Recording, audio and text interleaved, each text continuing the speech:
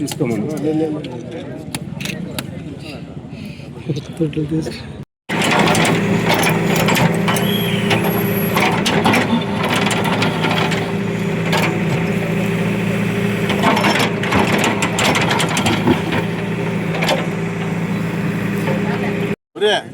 బాబు బాబు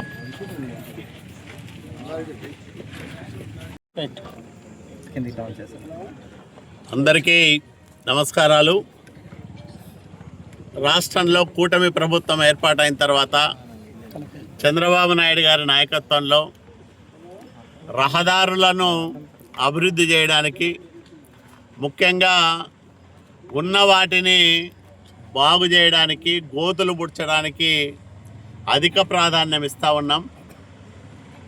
నేను రెండోసారి ఎమ్మెల్యే అయిన తర్వాత గతంలో అర్ధాంతరంగా ఉన్న భూపసముద్రం గొల్లపల్లి గలగల రోడ్లో 26 కోట్ల రూపాయలు విలువ చేసే రోడ్లను పూర్తి చేశాం. అట్లాగే రాయదుర్గం బళ్ళారి రోడ్డులో సోమలాపురం వరకు రహదారిని బాగు చేయడానికి 6 కోట్లు మంజూరు చేయించాం. గుండ్లపల్లి బళ్ళారి రోడ్డుకు మరో 6 కోట్లు మంజూరు చేయించాం. అట్లాగే రాయదుర్గం కనేకల్లు రోడ్డుకు 1,80 లక్షల రూపాయలు మంజూరు చేయించాం. ఇవే కాకుండా ప్రభుత్వం వచ్చిన వెంటనే గుంతలు పుడ్చడానికి దాదాపు 4 కోట్ల రూపాయలు నిధులు తీసుకొచ్చి రిపేర్లు చేయించాం. మళ్ళా ఒక 70 లక్షల రూపాయలు మంజూరు చేయించుకొచ్చి అత్యవసర మరమ్మతులను పూర్తి చేశాం.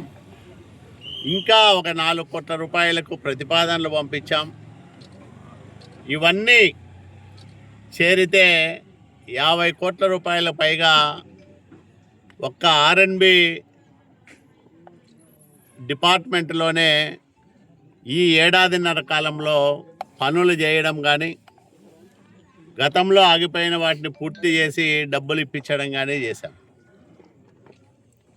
గతంలో 14-19 మధ్యకాలంలో నేను శాసనసభ్యుడు అయ్యే నాటికి రాయదుర్గం నుంచి వెళ్ళే నలుదిక్కులకు వెళ్ళే రోడ్లు ఏ రోడ్డు బాగలేదు.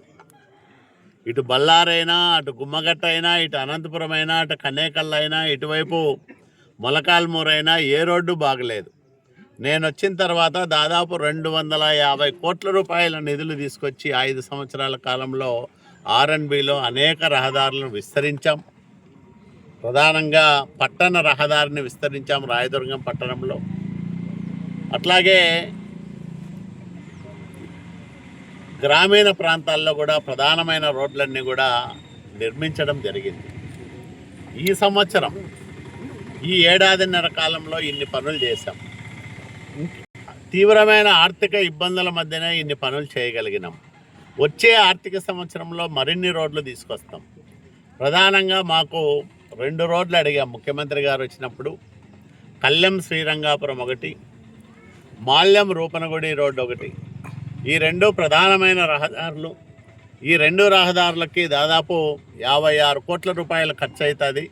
వీటిని మంజూరు చేయమని ముఖ్యమంత్రి గారికి విన్నవించడం జరిగింది. అవి దశల వారీగా వాటిని కూడా తీసుకొచ్చి ఆ రహదారులను విస్తరిస్తే చాలా ఉపయోగకరంగా ఉంటుంది. ఇన్ని కార్యక్రమాలు చేస్తూనే, ప్రజా సౌకర్యాలు మెరుగుపరుస్తూనే సంక్షేమాన్ని పెద్ద ఎత్తున చేస్తున్న ఏకైక ప్రభుత్వం చంద్రబాబు నాయుడు గారి ప్రభుత్వం, ఆంధ్రప్రదేశ్ రాష్ట్రంలో ఉండే ఎన్డీఏ కూటమి ప్రభుత్వం అని గర్వంగా ప్రకటిస్తూ ఉన్నాం.